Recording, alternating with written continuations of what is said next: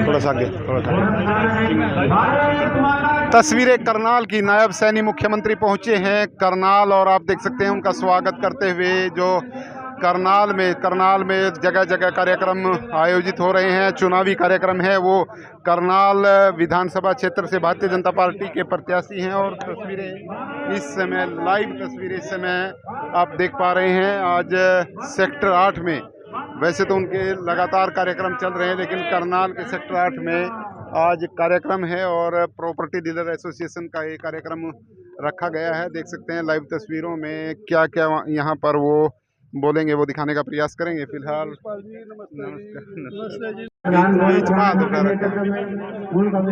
देख सकते हैं नायब सिंह सैनी का स्वागत फूल मालाओं के द्वारा आप देख पा रहे हैं। सेक्टर 8 की ये तस्वीरें जहां पर पहुंचे हैं मुख्यमंत्री नायब सिंह सैनी, हरियाणा के मुख्यमंत्री नायब सिंह सैनी इस समय पहुंचे हैं और लाइव तस्वीरों के माध्यम से हम आपको दिखा रहे हैं कि माननीय मुख्यमंत्री जी वो आज यहाँ पर किस तरह से वोट की अपील करेंगे।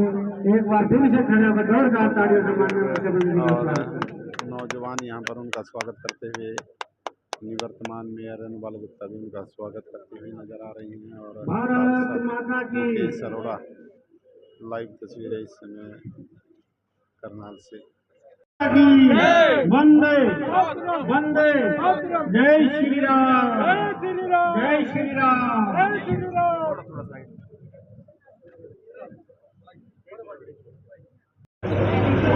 मुख्यमंत्री का स्वागत करते हुए प्रॉपर्टी डीलर एसोसिएशन के अध्यक्ष स्वागत करते हुए पगड़ी पहनाकर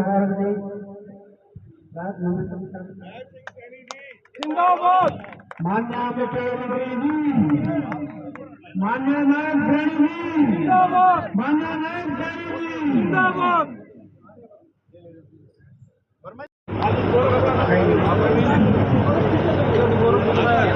प्रॉपर्टी डीलर एसोसिएशन इस समय मुख्यमंत्री नायब सिंह सैनी का स्वागत करते हुए और सभी पदाधिकारी हैं, उन्होंने राम दरबार का स्मृति चिन्ह देकर यहाँ पर सम्मानित किया है मुख्यमंत्री नायब सिंह सैनी को। सेक्टर 8 की ये तस्वीरें इस समय आप देख पा रहे हैं। यहाँ के अंदर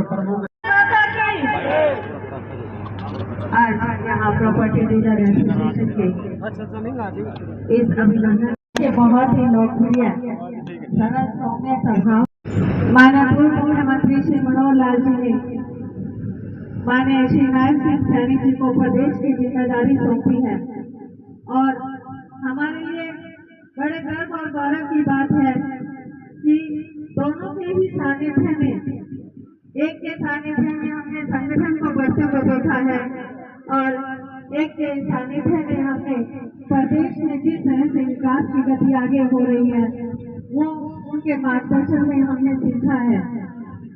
आज जब ये लोकतंत्र का माननीय प्रधानमंत्री जी देश में जिस तरह से अड़िग निर्णय के साथ, योजनाओं के साथ देश के गौरव और सम्मान के लिए काम कर रहे हैं और धन्यवाद। जय हिंद, जय भारत। अभिनंदन सम्मानित मंच आज करनाल प्रॉपर्टी डीलर एसोसिएशन, जो यहाँ पर 2 एसोसिएशन है, वो सभी उसके पदाधिकारी और सदस्य यहाँ मौजूद हैं जो पूरे करनाल को रिप्रेजेंट करते हैं। एक एक मेंबर हजार लोगों को रिप्रेजेंट करता है और शहर के धुरंधर माने जाते हैं। तो आज आपका बहुत बहुत तहे दिल से स्वागत। और मुख्यमंत्री जी जो एक मिनट पीछे की आवाज कम है। भारत माता के बहुत ही सम्मान के योग्य जिला के हमारे लोकप्रिय अध्यक्ष योगेंद्र राणा जी से धन्यवाद भी करता हूं, क्योंकि उनके कारण इतनी महान विभूतियों का एक स्थान के ऊपर आज दर्शन करने का मुझे अवसर मिला है, मौका मिला है। आप सबको मैं प्रणाम करता हूं, दिल से धन्यवाद करता हूं। अभी वीर विक्रम जी मेरे पास आए थे, बोल रहे थे कि कुछ समस्याएं हैं, कोड ऑफ कंडक्ट लगा हुआ है। मैंने कहा आप खुल के रखिए, आप क्यों दब के रखते हैं? कोई भी समस्या है रखनी चाहिए, परंतु जब समय आ जाएगा उसका समाधान भी निकलेगा। 4 तारीख के बाद बैठ करके उसका जरूर समाधान निकलेगा, आपके साथ बैठ करके निकलेगा। तो जो भी आपकी समस्याएं हैं, उन समस्याओं के समाधान के लिए पीछे भी आदरणीय मनोहर लाल जी ने कोई कोर कसर नहीं छोड़ी। हम देख भी रहे हैं, करनाल 2014 से पहले था और करनाल 2024 का एक बड़ा अंतर करनाल के अंदर हम सबको दिखाई देता है। चाहे हमारे पार्क की रेनोवेट की बात हो, चाहे हमारे एंट्री पॉइंट हो, अगर किसी भी क्षेत्र के अंदर करनाल में हम देखेंगे, 9.5 वर्षों में मनोहर लाल जी ने जबरदस्त काम करके करनाल को बदलने का काम किया। ये जिम्मेवारी आदरणीय मनोहर लाल जी ने मुझको दी है और मैं आप लोगों को विश्वास दिलाता हूं, इन सब कामों को बड़ी गति से हम भी आगे बढ़ाने का काम आदरणीय मनोहर लाल जी के नेतृत्व में ही करेंगे। उसको हम पीछे नहीं रहने देंगे। कोई भी आपकी समस्या है, कोई आपकी बात है, उसको पूर्ण करेंगे। और जबरदस्त सुधार मनोहर लाल जी ने हरियाणा के अंदर किए हैं और मैं तो ये बोलता हूं, लंबे समय तक हरियाणा को इसका बड़ा लाभ मिलने वाला है। मैं लगातार जो भी चुनाव यहाँ रहे हैं, किसी न किसी रूप में करनाल के बीच में रहने का मुझे अवसर मिला है। जब पीछे मेयर का चुनाव भी चल रहा था, उस चुनाव के अंदर भी मैं काफी समय तक यहाँ पर रहा और मैं देखता था जब यहाँ पर जो कॉलोनियां बनी हुई थी वो अनऑथराइज थी, ना वहाँ कोई विकास का काम चलता था, ना वहाँ सीवरेज की व्यवस्था थी, ना वहाँ बिजली की व्यवस्था थी, ना वहाँ पानी की व्यवस्था थी। लोगों का जीवन एक अलग प्रकार से जीने का उनको वहां पर आदत बन गई थी।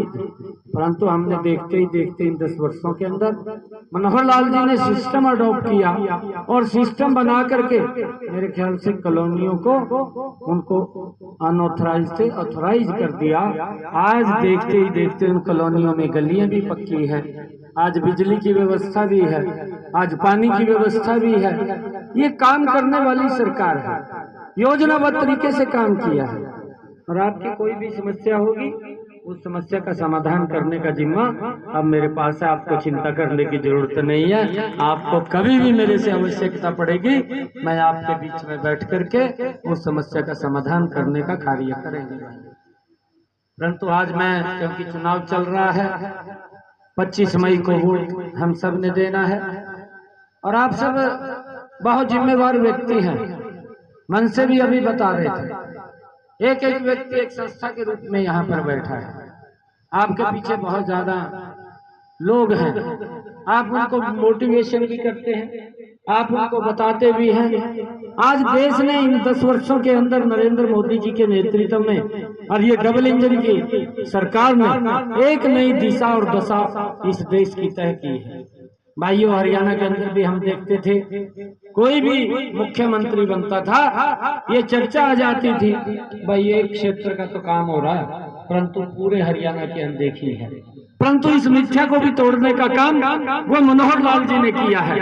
और अगर आज आप करनाल का विकास देखेंगे, अगर आप नारनौल का विकास देखेंगे या उधर कालका का विकास देखेंगे, तो एक समान विकास करने का जो कार्य किया है तो मनोहर लाल जी ने हरियाणा प्रदेश के अंदर किया है। भाई, मुझे खुशी है इस बात की।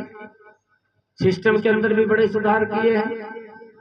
आज जो गरीब व्यक्ति है उस तक उसको दफ्तर के चक्कर न काटने पड़े, वो दफ्तरों में न घूमे। कई बार वो अपनी समस्या को लेकर के चक्कर काट करके बैठ जाता था, हताश हो जाता था कि काम तो होना नहीं। अगर कोई काम करता था, कहीं न कहीं सेवा देनी पड़ती थी, सेवा से वो काम कराता था। परंतु आज अगर उसका बीपीएल कार्ड भी बनना है, आज उसकी अगर पेंशन भी लगनी है, उसका घर बैठे ही व्यक्ति की पेंशन भी लग जाती है, आज उसका बीपीएल कार्ड भी बन जाता है। ये व्यवस्था का सुधार अगर किया है तो मनोहर लाल जी ने 9.5 वर्षों के अंदर किया है। भाइयों, आप सबका मैं दिल से धन्यवाद भी करता हूं। और एक बात मैं आप लोगों से कहना चाहूंगा, क्योंकि जिम्मेवारी जो दी है पार्टी ने दी है, आदरणीय मनोहर लाल जी ने दी है, क्योंकि इस जिम्मेवारी का निर्वहन भी आप लोगों के आशीर्वाद से करें। मैं सोचता हूँ जितना भी समय मेरे को अब लगता है, क्योंकि बाहर भी जाना पड़ता है, स्टेट्स के कार्यक्रम भी हैं, स्टेट से अदर स्टेट्स के अंदर भी जाना पड़ता है, वहाँ के भी कार्यक्रम रहते हैं, परंतु उसके बावजूद भी जितना समय मेरा यहाँ निकलता है वो आप लोगों के बीच में ही रहेगा, आप लोगों के बीच में ही निकलेगा। परंतु 4 तारीख के बाद आप लोगों को किसी प्रकार की कोई दिक्कत समस्या नहीं आने देंगे। जहां भी आप कहेंगे 24 घंटे आप लोगों के लिए सीएम हाउस के दरवाजे भी खुले रहेंगे। आप कभी भी आ सकते हैं, मिल सकते हैं, बात कर सकते हैं। और अगर आपको मेरी आवश्यकता कोई इमरजेंसी में रात के 2 बजे भी पड़ेगी तो हम 2 बजे भी आप लोगों के बीच में हैं, कोई दिक्कत नहीं आने देंगे। मेरा आप लोगों से आग्रह है कि हमने मिलकर के यहाँ से 2 कमल के फूल खिलाने हैं।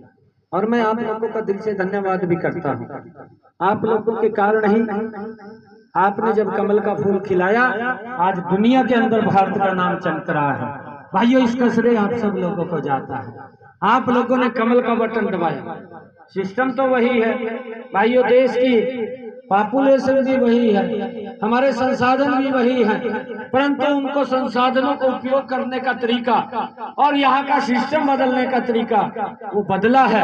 और उसके कारण आज दुनिया के अंदर भारत भाइयों ब्राइट स्पोर्ट्स की तरह चमक रहा है। और ये मुझे खुशी भी होती है कि 2014 से पहले भाइयों दुनिया बोलती थी, हम सुनते थे, परंतु 2014 के बाद आज हम बोलते हैं, दुनिया सुनती है।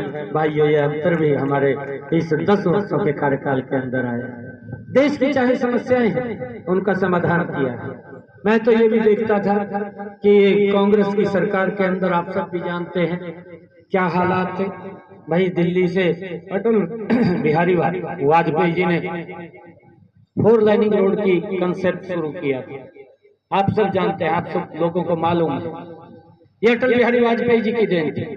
उन्होंने कहा कि हमारे रास्ते चौड़े होने चाहिए और ये रोड शुरू किया था अटल जी ने दिल्ली से लेकर के अमृतसर तक ये रोड 4 लाइनिंग होना चाहिए। 2004 के बाद यूपीए की कांग्रेस की सरकार बन गई और भाइयों क्या हालात हुए हैं, हमने 10 साल भुगता है।